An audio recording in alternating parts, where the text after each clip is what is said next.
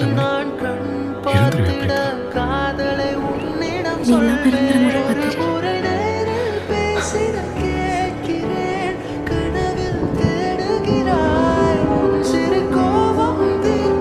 ஆனா நம்ம 2 பேரும் சேர்ந்து கண்டிப்பா இருக்க முடியாது தெரியும்.